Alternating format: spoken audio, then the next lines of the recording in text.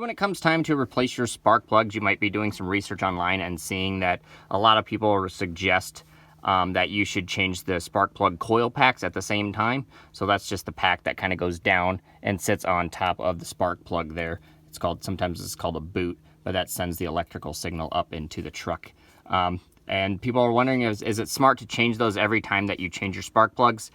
It's not necessary. It's just kind of a waste of money at that point. If they're working fine, keep them, and there's really no point to change those out. It's just a lot of extra money. This is the part that actually wears down, and you're going to want to replace the spark plug, because the boot, as long as the boot's working, it's fine. You don't need to be replacing that every single time that you do this. And that's an easy thing to replace too. If you ever have a boot going bad, just replace that one boot. All you got to do is undo a clip, pull that out, and put the new one in. So it's really not like a big deal like the spark plug. So again, you don't need to change them every time. And if you do ever have a bad spark or a spark plug boot, you don't need to change all of them. Just change that one and just keep going until the next one kind of craps out. You can always have one on hand just in case they start going out, but you don't really need to replace all of them at once.